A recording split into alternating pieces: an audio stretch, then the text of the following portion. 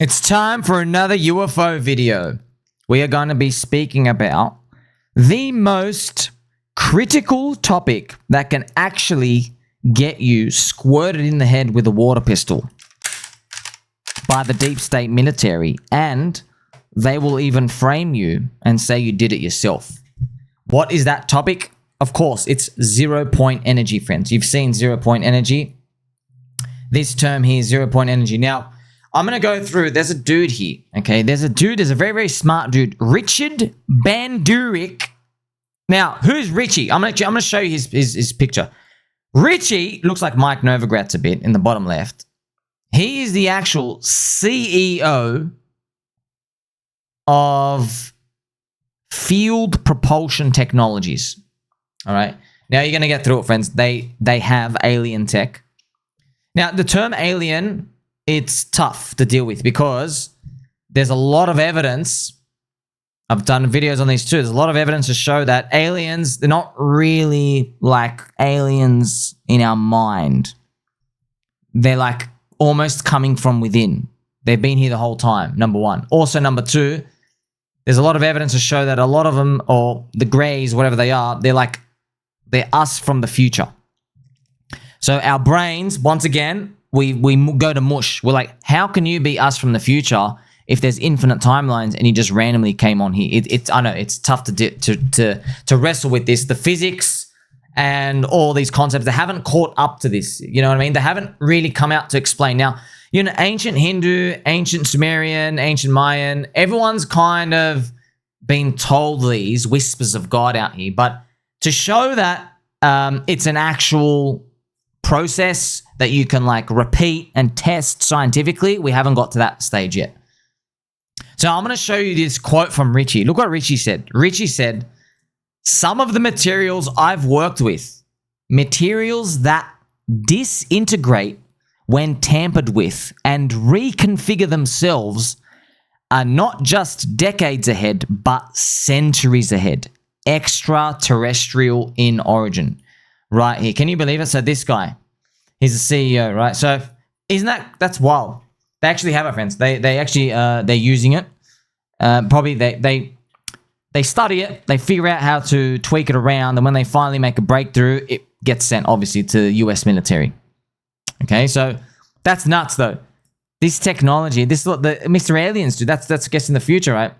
Yeah, that's just, it's mind-boggling, right? This, the craft, the material, once it's being tampered with, it can disintegrate. So you can't pull it apart. That's amazing.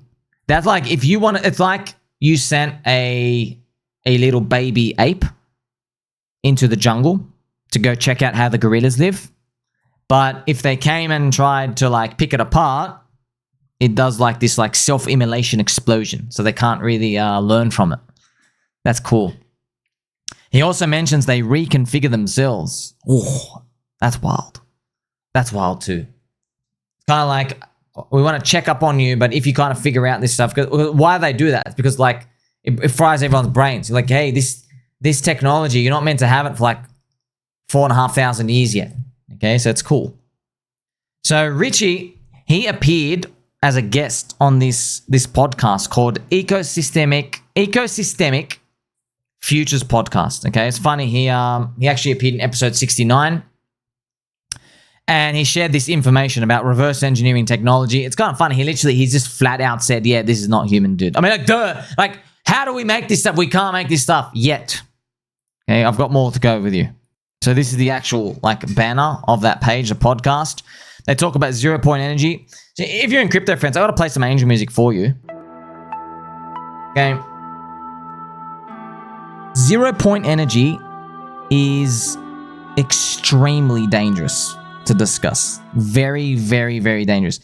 0-point energy, it's one of the things where, I'm not kidding, okay? If you, I'm not making this up, okay? I know this is going to sound fantastical, but if you go to the internet, if you start going on YouTube or you go to newspaper, your local TV show, whatever, if you start putting out the formula of how to do 0-point energy, you will be offed. Okay, they'll literally squirt you in the head with a water pistol. I'm not exaggerating either. Okay, So, because what they do is, there's a director out here. I made a post on him. I apologize for his name. Now, rest in peace. Now, unfortunately, what they've discovered is there's been a couple of breakthroughs in the past 30, 40 years where there's been like guys from Turkey, guys from America, one guy in like Europe, a couple of them, yeah, Germany, of course. We love all our Germans. They'll make a breakthrough where there'll be a dude who he finds out how to get heaps of energy from like a liter water tank, and then he can power his whole home. So what they do is, what we've seen happen is, when they do that, the Kia, the Coconut Intelligence Agency, they pay you a visit straight away. And they make you an offer. And they said, thank you, we'd like to buy your patent. We'll give you $50,000. They're like, pay. It's kind of funny. Like, it's hilarious when you see how little the payment is. Because like, you think like, dude, this topples your $2.5 trillion oil industry. Why you give me 50 grand? I literally, you know what I mean? But obviously they don't want to, it makes sense. Like, if they offered you $3 million, you're like, oh, this must be worth a lot. They don't want you to think like that. It's, oh, you got a cool patent, we'll buy you out. They'll do that. Now, what happens if you don't take the offer? I'm not joking. You end up 6 feet under. Not exaggerating. There's been like over 40 or 50 guys it's happened to now. Maybe not 40, 50, maybe about 15 that we know of. So what ends up happening is they get that patent and they try to buy you out. And then it just gets put on a list. I mean, friends, even Patrick Bet-David, he made a video where he just speaks about there's like 4,000 patents of advanced weapons that like basically the government just keeps buying stuff out here in the world. That's what they do. They just buy everyone's patents out and they just store it out here and you're not allowed to look at it. So that is fascinating as well. So why it's a problem is, like, it doesn't take a genius to figure this part out.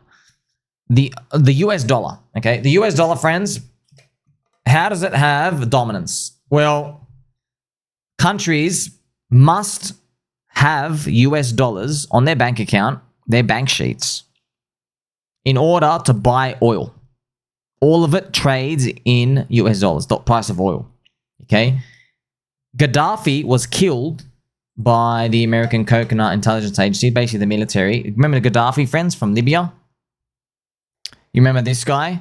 So why was Gaddafi killed? Well, Gaddafi, he had like this little meeting with a couple of leaders, I think Africa, and he said, hey man, let's not use the US dollar to trade like gold. Let's price it in like euro. You know, and that's funny. They didn't even make their own currency. That's the crazy part. They wanted to later on, but they didn't even do that. They're just like, hey, let's trade in euro so we can hold the euro. That's wild, man. He had a meeting and he told them, let's just trade in euros instead of US dollars. Instantly murdered, taken out straight away. Friends, do you want to know what the government did? Well, US government, because they have to maintain US dominance. So what they did, they funded rebels. The rebels toppled him, and it is very gruesome what they did. They decapitated him, and they got a knife, and yeah, I know it's very, very violent. They put it up his rectum, and they paraded his dead body around the streets of Libya, I think. So yeah, it was very, very violent. But like, they're just rebels, you know what I mean? They're funded out here. That's what they do. That, just to let you know, that's how they actually fight wars. They don't actually go and send their stuff out. They do. It's called war by proxy. You just keep sending guns and military weapons to, like, you know, the guerrillas and the opposition. Yeah, the government's been doing that for a long time. That's basically how you fight war. So that 0-point energy, there's equations out here. By the way, our friend Ashton, Ashton Forbes, and I love his work. We actually follow each other. This is Ashton. Ashton, friends, actually goes through the science and the physics of this. Okay, and he's got a lot of videos out here. They actually go through a lot of the science. It's really scary, by the way. They're getting like really, really, really close to like a formula. It's starting to get dangerous. I'm not joking. I'm not exaggerating. I'm worried for his life, by the way. I am worried. You're literally giving out extremely dark things because the US government considers it national security. Because in their opinion, they'll sit you down in your room. They're like, dude, do you really want like the 1% psychopaths of this world to have a formula that lets them make an anti-gravity shield around the missile? They can literally launch a nuke anywhere. We can't stop it. It's anti-gravity. Did you understand how dangerous that is? That's very dangerous. Imagine you put the shield of a nuke, anti-gravity. There you go. Just send it in. Can't do anything.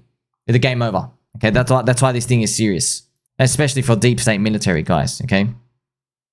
So this Richard Banduric guy, he's he served as the CEO of Field Propulsion Technologies. Okay, he's an academic, professional, electrical engineering and maths, of course.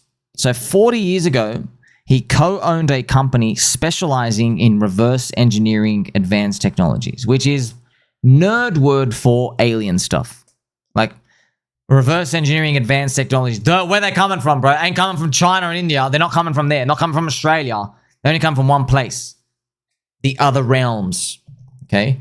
So, through this work, right, he encountered all of these materials. Very weird. Not weird, just super advanced. And this exposure led him to get working on the classified programs and the US government, right? They're utilizing all these technologies, not news to us. This is a bit, if you look down on the bottom, friends, there's like these graphical images here. So that's actually how they work. See how this thing looks like a heart? You know who drew this? Bob Lazar. I'll show you. I'll show you the picture. I actually recognize this. This is from this is just me bringing it here for you. I recognize this straight away. This is Bob Lazar's drawing. You see that? See how there's a heart around? It goes around the heart. So what is that heart? What is that? Well, actually, we'll have a look at it. This heart is that's like the gravity field, the waves going out. They basically go out like that. And that's why it's kind of funny, man. These humans, they think, oh, UFO, why don't you just stand there so I can take a photo of you? No, man, they have advanced tech. Do you understand what advanced tech means? It means they ain't stopping for anybody. It means this ship is like bending the fabric of space-time itself. So light coming in, it can just basically, it looks like it disappears. But it's a light that disappears in front of it. That's why we can't see it. Also, you can see the ships out here and how they're drawn. They have this little cone thing. And yeah, that's pretty much what they do. So this is, I guess, the bit of the warping stuff out here. So if you're new to UFO stuff, you always wonder, how do they zip around so much? They don't zip, okay? What they do is the tech is it creates basically a hole in front of it. And then the ship gets dragged into the hole. And then it creates another hole. And the kids get dragged into the hole. So you're falling forward. You get it? You're not actually accelerating, yeah? It would be like if you jumped off the top of a building and then I just made everything look sideways. And I'm like, wow, you're going really, really fast. And he said to me, no, I've jumped off a building and you've tilted your head to the side. So it looks like I'm actually traveling fast, but actually I'm falling down. Okay, that's literally what they're able to do. But here's the thing. So you might say, okay, you just tilt your head to the side. How could you warp the fabric of space-time to make it look like a tilt to the side? Well, that's I guess the question, right? Is it electromagnetic wave manipulation? That's why a lot of people say, hey, it's swamp gas. It's just you making stuff up. No, friends, we know. You know, or Bob Lazar had the whole, there's that element 115, which basically I think you add like an isotope or something, it becomes an isotope, and then it can actually, like, it's got its own gravitational wave. So, like, see, we have like these marginal advantages that we can see right now, but obviously they figured out stuff and they haven't told the population. Continuing for Richard, right? Richard worked on various projects. So he was with DARPA. One project explored the behavior of longitudinal forces on composite conductors. Check this out. Materials that exhibit properties between a conductor and an insulator. The research suggested that small, closely spaced particles could generate substantial external forces when accelerated charges moved between them. So you're starting to get a lot of energy. So obviously that's a 0-point energy. Like, if I put some particles together and I charge some things out here, do some science nerd stuff, we can get like a lot of energy, right? The finding aligned with similar effects observed by other researchers, such as some dude named Anar, formed the basis of an NSF-funded propulsion application. Richard's approach himself involved using nanoparticles and charge tunneling rather than traditional methods like a large capacitor disc. So you get to see these like they're actually they're way ahead of what we think already. That the whole UFO thing, because there's been no real big leaks until recently, since like the 90s, it basically went cold. And like all the UFO guys are like, oh, we just never heard anything from them. And then, you know, friends, because we're in crypto, we're like, dude, it's so obvious what happened. They made big advancements, okay? They cut the leaks and they stopped showing anything to the public whatsoever, not even hints. They made big breakthroughs. And it's no surprise that they can do all the weird stuff out here, right? With all the, like the New Jersey stuff. This is where it gets a bit more cute, okay? So Richard's research, okay, he expanded into examining materials with unique properties. Check this out. Including cylindrical configurations of antennas that potentially emit a novel form of radiation, such as electroscalar radiation. Experiments indicated that specific antenna designs could generate electricity fields associated with oscillatory scalar potentials, a finding that challenges traditional electromagnetic theories, basically breaking science. Richard suggested that such phenomena could point to previously unmeasured fields, with the Air Force expressing interest in exploring these applications. So, yeah. Do you remember, friends, scalar weapons, okay? It's basically like a giant electromagnetic pulse bomb. That's what they are. So, scalar weapons. You have some, like, depictions out here. Scalar weapons. Tesla's doomsday device. So, the big scalar weapons, kind of funny. When I grew up, sometimes you play some advanced, you know, maybe some video games and stuff out here. The scalar thing was always like, almost like, you know, Doom, like the BFG, the big effing gun, like the very, very end, the big scalar. And I'm like, oh, what's this word scalar? What does it mean? Why is this gamma scalar gun? Why is that big? And now you get to see why. It's part of the UFO tech. That's why all the game producers, they would always make that like the big daddy gun. It was just literally just like, just a straight electromagnetic thing that just fries anything in its way. Now that's you pointing a wave out here. What if you could condense it and like make it do a loop? And then you have infinite energy pretty much. Look at them continuing. So they have a diagram out here, but I'll read for you what it says. Richard's work involved examining advanced technologies and materials linked to this unidentified craft, UFOs. Materials linked to UFOs. Observations included phenomena such as, this always happens, electronic shutdowns near these craft, likely caused by the associated electric fields. Additionally, the analysis of the triangular UFO craft suggested advanced cloaking mechanisms that projected the environment behind the craft in front of it. So that's how a lot of these things, that's how the US military is learning all this cloak stuff. So that's actually how they cloak, friends. So you have, let's say, Spoonie here. Spoonie, okay, how would Spoonie disappear? Well, it's kind of funny. It's almost like, if we did our own imagination one on these, we would have TV panels on the front. TV panels on the nose of Spoonie on your craft. And the TV panel is just relaying what the back of Spoonie is seeing. That's what it is. That's what it's doing. So it sends a camera at the back, and then you have a TV at the front. And the TV obviously looks seamless. That's what the cloaking is. That's what they're doing. So it's just like that. You can't see the item in front because it's pretty much projecting the empty space ahead of it. Now, do you want to see some material? They actually have a zoom up of this. This is pretty much famous one. Look at this. Alleged extraterrestrial metal from the bottom of a wedge-shaped craft in the late 1940s, made of 26 alternating layers, 1 to 4 microns dark bismuth, and these microns of silver, magnesium, zinc alloy. Each of 6 pieces received from US Army source were formed with a curvature that tapered. Interesting. It's almost like they were made with a 3D printer. That's why the mothership keeps printing this stuff out here. So Richard's research, right, he became increasingly focused on these, they call them metamaterials, right? And the discoveries, that's how they eventually lead themselves onto discovering how we do propulsion in a new way. You know what's interesting? Check this picture out on the bottom, friends. Technological innovations evolutionary path. Look at this. So this is, friends, we started with the internet, social media, e-commerce, digital media, knowledge networks in the cloud, then knowledge network orchestration, going to big data, the Internet of Things, the Internet of Everything, and then look what the final one is: the singularity, AI, robotics.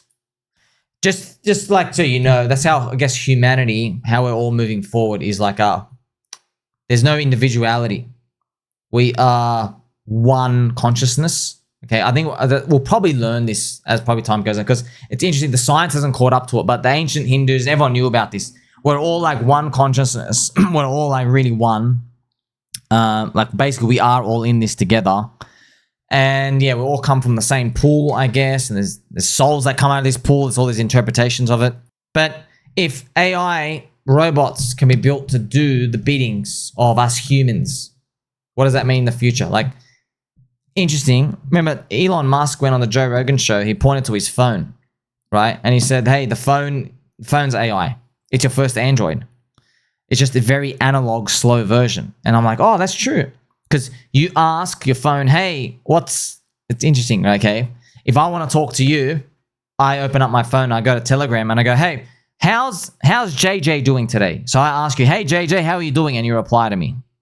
Okay, that's very analog, slow. So look at the information pieces. I have to think of JayJay. I have to then message JayJay through the app. JayJay's got to receive it. Then he's got to read it. Then he's got to think about it. Then he's got to reply back to me. Yeah, but that streamline probably becomes really, really synthesized in the future. And I don't even need to ask JayJay how he's feeling. I will just know. We'll all know. I think that's pretty much how it's moving. And, you know, you might get scared about that, but you shouldn't get scared because, okay, 2,000 years ago, if I wanted to know how you feel and what you're thinking about, and I lived in the Middle East and you lived in, say, South America, I would have to catch like a 3.5 month boat, if there even were boats 2,000 years ago to do that. You understand? Like, okay, if I really want to find out how you feel, it's a 3-month trek through the seas. I finally get to the land. I walk up to you and I say, hey, how do you feel? You're like, yeah, pretty bored today. And I go, okay, cool. And then I got to go all the way back home. That's 6.5 months just to find out how JayJay feels. I hope JayJay's as bullish just as much as I am, Mr. JayJay. Plenty of banana emojis out there for everyone. You see how slow that was? It's like, hey, man, that's a 6.5 month trek, round trip, just to find out how JayJay feels today. Okay, now we got phones. If I want to know how JayJay feels, it's not 6.5 months anymore. It's like 6.5 minutes. What if one day we can get it down to 6.5 seconds? What about milliseconds? You see, starting to get faster and faster with the information transfer. So Richard, not Richard Hart, this guy, the Field Propulsion Richard, all these investigations, right, they've revealed that these metamaterials, these UFO materials, they call them smart properties. They have smart properties. So it's just amazing. They self-destruct when they are exposed to unauthorized examination. How do they do that? That's wild. That's wild, man. That's science fiction stuff. But they can do that. It's not science fiction. So, yeah, the thing self-destructs if you're not authorized to be there. That's nuts, man. That's crazy. It's kind of like your house just has trip mines in it, but it has fingerprint scanner all over the trip mines in every room. So anybody enters the house and they don't have the necessary fingerprint, the house explodes. That's the same thing. That's what they're being able to do, right? With a ship, though. You know what's cool? They said when it explodes, it leaves an isotropic dust indicative of UFO origin. These materials have highly organized nanoparticles, demonstrated remarkable capabilities, including reconfiguration and environmental adaptation. They can do self-reassembly too. Wow, that's science fiction. Experiments showed these materials could cool surfaces and reduce its mass. Wow. Suggesting they are centuries ahead of current human tech. That's crazy, man. That's nuts. So these are some of the UFO ships that we've seen all across the world. You have the flat top here, the square is the orb sphere, the cone, Mr. Pyramid, the ring craft. Oh, I've got a peanut here, literally. Oh, peanut! Our brain is a UFO ship, friends. We've manifested a UFO ship. It's literally just a peanut. It's beautiful. You have the domed craft, a horseshoe, all these different ones, right? Isn't it funny? Isn't it beautiful to see all of these? Like, if you honestly, if you think if you think these things aren't real, I got a meme coin to sell you on Solana Pump Fund, by the way. So Richard, right?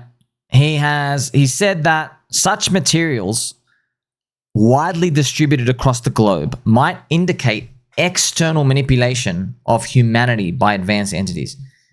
Friends, you see how the scientists, they bring in these like nerd language. They're like, oh, this may suggest extraterrestrial. Bro, just sell it, dude. We get it, okay? We are probably, maybe, definitely, almost, kind of, for sure.